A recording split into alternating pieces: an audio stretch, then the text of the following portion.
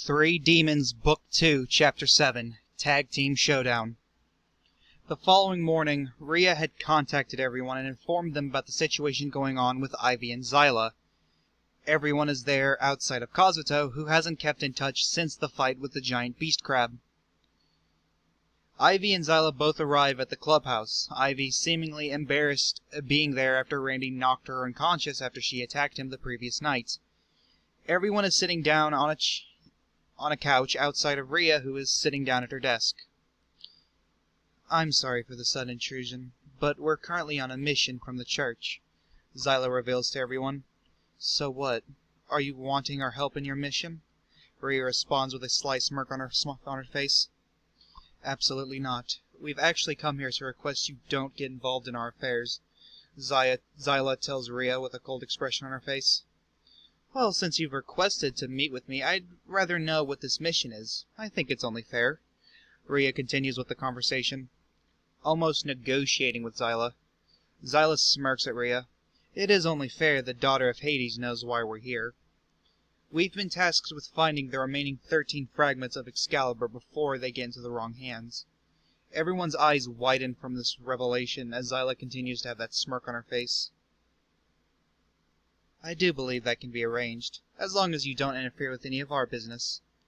Zyla assures Rhea that the church will not interfere with the affairs of her company. As everyone stands to their feet, as Zyla and Ivy both make their way to walk out, Zyla looks back at Asuka with a glare. "What seems to be the problem, Zyla?" Ivy asks.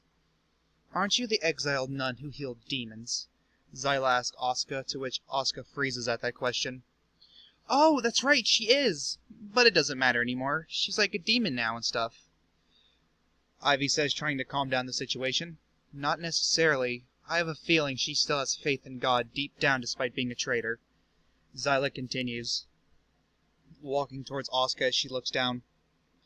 "Miss Zyla, I do believe that is enough." Rhea tries to intervene, but to no avail. "Tell me, is it true? Is my hunch correct? Do you still have faith in God despite being a traitor?" Zyla starts to berate Asuka.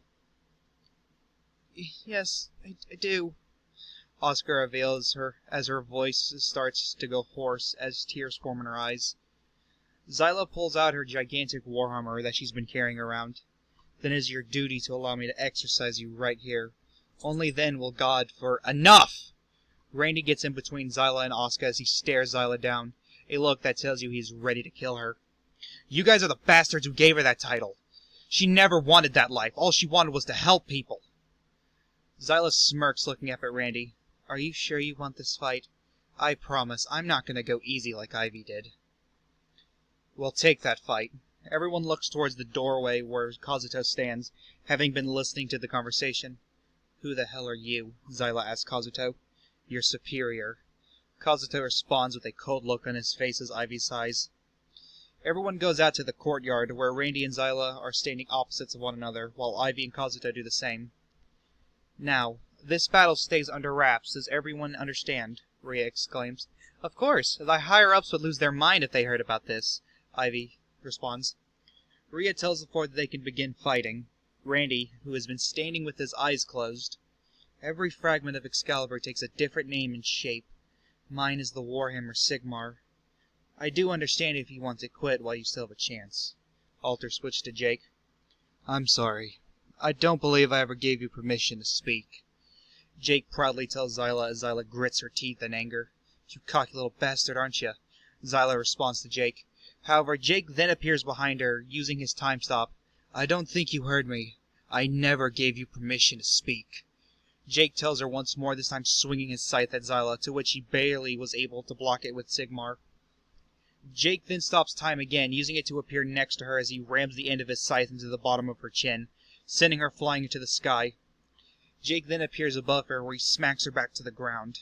As she lays there on the ground, she bounces up a couple inches off the ground.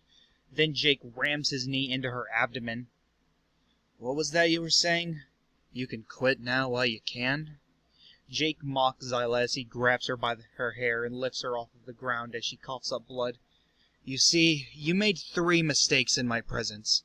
First, you spoke without permission. Second, when you spoke, you acted like you were above me. And third, you threatened someone I care about.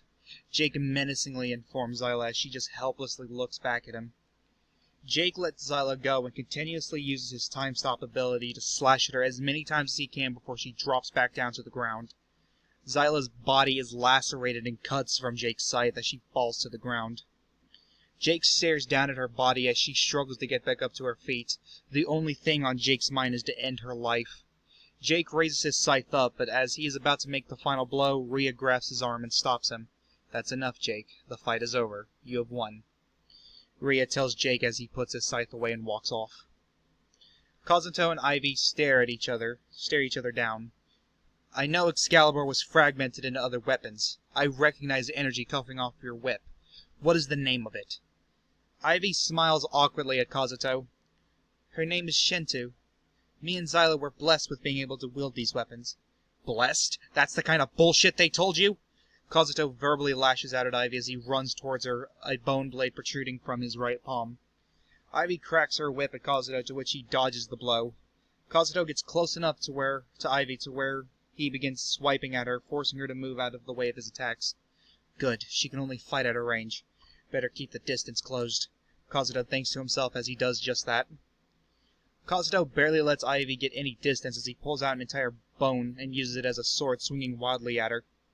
Suddenly, Ivy pulls her palm up next to her mouth as she shoots fire at Kazuto, causing him to fall back and put his hand on his face. The sudden fire attack causes Kazuto to freeze as Ivy wraps her whip around his throat. I'm so sorry, I hate having to use that on you, but you wouldn't give me any distance. Ivy then throws Kazuto up into the air as she runs up after him, her whip becoming a dense staff as Kazuto lands on it back first, causing him to be unable to continue the battle. Rhea then announces that the battle is over, as Ivy walks over to Zyla to check on her. What the hell happened to you? She says, looking towards Jake walking away. How strong has Randy become to be able to do this? She thinks to herself as she picks Zyla up to leave, saying farewell to everyone. Asuka went over to heal Kazuto, to which he showed his gratitude by punching the ground.